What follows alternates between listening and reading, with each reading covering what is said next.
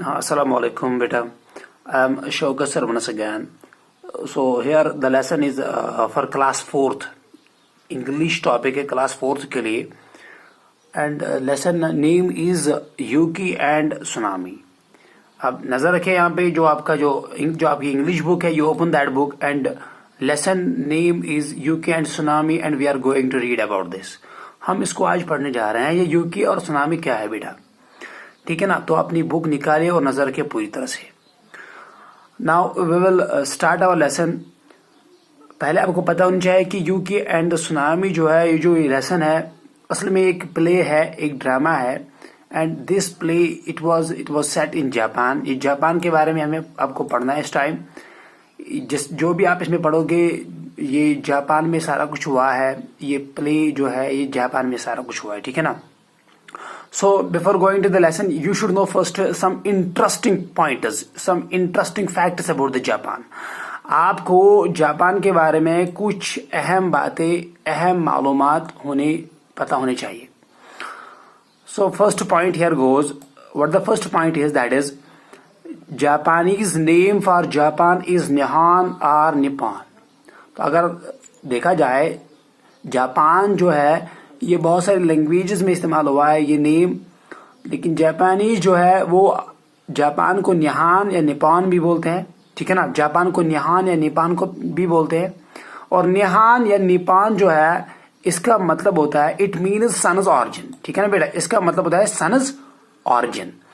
So that is the reason Japan is often called land of rising sun. इसलिए Japan को कहा जाता है क्या, land of rising sun, because the word Nihon और Nippon it means sun's origin and this is one of the reason why Japan is often called as land of rising सन.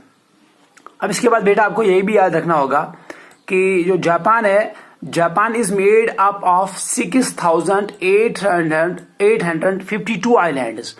तो आपको ये भी बात याद रखनी होगी कि जापान में जो आइलैंड्स है, जजीरे जो है वो कितने हैं, वो लगभग 6,852 है.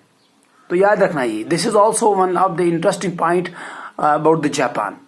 Now the third point is, तीसरा पॉइंट जो है जापान के बारे में वो ये है कि ancient warriors of Japan were known as samurai. तो जो कदीम जमाने में, पुराने जमाने में जो वॉरियर्स थे, वॉरियर का मतलब होता है लड़ने वाले जो थे जापान के, उनको कहा जाता था सामुराई. याद रखना. So who are called as samurai, you can answer now this question. The ancient warriors of Japan were known as samurai. Now the next point about the Japan is that is some of the well known Japanese companies are. अगर आपको Japan की कंपनियां जो है उनके नाम आपको पता नहीं है तो आज आपको पता चल ही जाएगा कि जापान की जो कुछ कंपनियां हैं उनके नाम आपको आज पता चल जाएगा, ठीक है ना बेटा. तो वो कौन सी कंपनियां हैं, होंडा है, टोयोटा है, ठीक है ना, सोनी है, कैनॉन है, तोशिबा है, पैनासोनिक है. अगर आपके घर में टीवी है पैनासोनिक का, अगर आपके घर में कैमरा है कैनॉन या तोशिबा का है, या अगर आपके घर में कोई चीज सोनी का है, या आपके घर में कोई चीज होंडा का है, तो आज आपको ये मालूम हो गया है कि ये कंपनी जो है it belongs to Japan. Okay, these are well known companies of Japan. Now the one more point about the Japan is that is Japan is the birth place of several martial arts. तो अगर देखा जाए martial arts की बात की जाए तो उसका भी सोर्स जो है वो है कहां से, जापान से.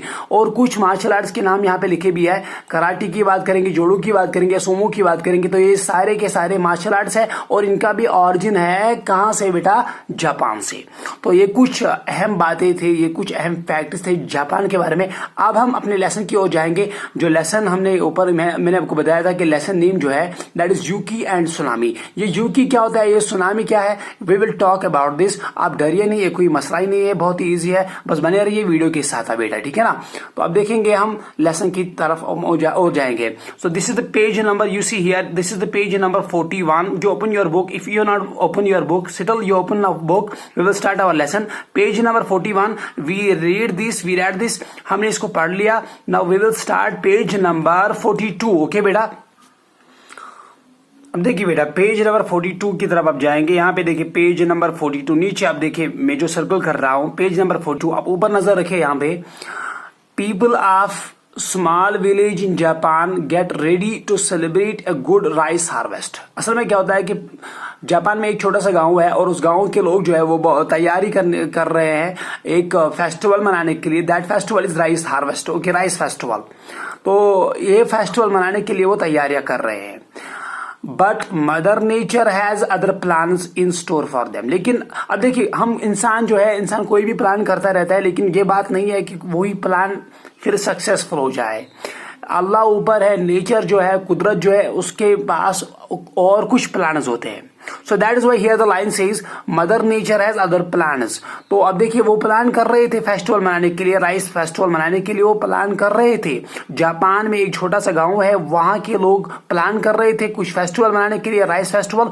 लेकिन अल्लाह जो है, कुदरत जो है, उसके प्लान्स अलग होते हैं। ठीक है ना, हमारे प्लान करने से कुछ नहीं होता है। लेकिन अब नजर रखिए बेटा इस प्ले में जो कैरेक्टर्स है, जो काम करने वाले हैं, उनकी लिस्ट यहाँ पे दी गई है। आप उनकी तरफ नजर रखिए। तो जो इसमें काम करने वाले हैं, द फर्स्ट वन इज यूकी। यूकी कौन होता है? एक लड़का होता है, यंग जापानीज बॉय। जापान का एक जवान लड़का होता है, उसी का नाम होता है यूकी। ठीक है ना बेटा। और उसमें यूकी का फादर भी होता है, यूकीज फादर, यूकीज मदर, यूकी की माँ भी होती है। फर्स्ट विलेजर गांव वाला एक होता है, सेकंड विलेजर दूसरा गांव वाला होता है, विलेज बॉय और गांव का ही एक लड़का होता है। ठीक है ना बेटा। So how many are total? Yuki एक हो गया, यूकी का बाप, नंबर 2, नंबर 3 मदर। हाँ, उसके बाद एक गांव वाला, ये भी। अब इनको गिनेंगे 1 2 3 4 5 और 6। तो इसमें 6 बंदे काम कर रहे हैं। ठीक है ना बेटा। यूकी का पापा काम कर रहा है, यूकी की माँ काम कर रही है इसमें, और विलेज के जो कुछ अफराद है, फर्स्ट विलेजर, सेकंड विलेजर और एक लड़का वहां पे काम कर रहा है। ठीक है ना बेटा। अब नीचे जाएंगे, देखेंगे असल में लेसन है क्या। As the curtains open. अब देखिए बेटा जब भी ड्रामा होता है, जब भी प्ले कोई हम बनाते हैं, तो अब देखिए स्टेज उसके लिए होना जरूरी होता है, और फिर कर्टन्स भी होने चाहिए। तो कर्टन्स ओपन होते हैं, पर्दे तो हट जाते हैं स्टेज पे। अब पर्दे तो हट गए, इसका मतलब है ड्रामा स्टार्ट होता है यहाँ से। ठीक है, प्ले स्टार्ट होता है यहाँ से। Yuki's parents and Yuki are outside their home. अब जो ही पर्दा हट जाता है, यूकी के पेरेंट्स और यूकी जो है वो घर के बाहर इंतजार कर रहे हैं, वो घर के बाहर खड़े हैं। They are getting ready for festival. वो क्यों तैयार है? वो तैयार इसलिए है क्योंकि वो उस रात फेस्टिवल मनाने जा रहे हैं। तो कौन सा फेस्टिवल मनाने जा रहे हैं? Rice crop. ठीक है ना, राइस का फेस्टिवल जो मनाने जा रहे हैं।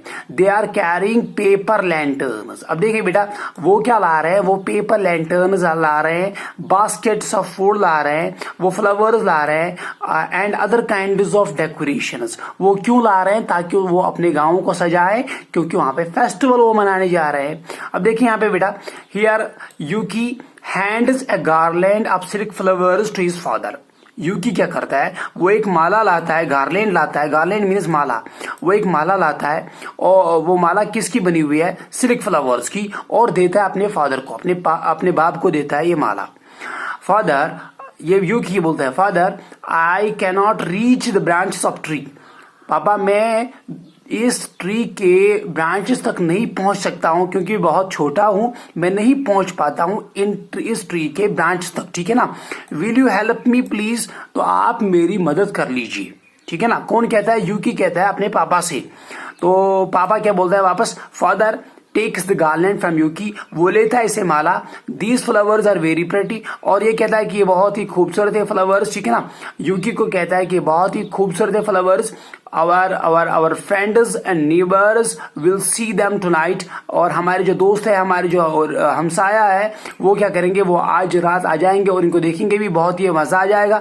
when we celebrate our rice festival, rice harvest, जब हम राइस हार्वेस्ट मनाएंगे आज रात, तो बहुत ही मजा आ जाएगा। strings the flowers across the branches of tree। और उसके बाद यूकी का पापा जो है वो इस गार्लैंड को इस ट्री के ब्रांचेस पे लटकाता है। यूकी बोलता है थैंक यू पापा। तो बोलना भी चाहिए, जब आपका पापा कुछ आपके लिए करे तो उसको वापस थैंक यू बोलना चाहिए, ठीक है ना, जज़ाकल्लाह बोलना चाहिए आपको। Father that is better eagerly father tell me about grandfather. अब उसके बाद यूकी बोलता है शुक्रिया पापा आपका कि आपने मेरा काम कर दिया, अब एक काम आप और एक काम करना है पापा आपको। पापा बोलता है बोले बेटा क्या करना है मुझे। ये बोलता है पापा आप मुझे बोलिए ग्रैंडफादर के बारे में कुछ, दादा के बारे में मुझे कुछ बोलिए, ठीक है ना। तो अब ये फादर जो है इसको अब ग्रैंडफादर के बारे में कुछ बोलने जा रहा है।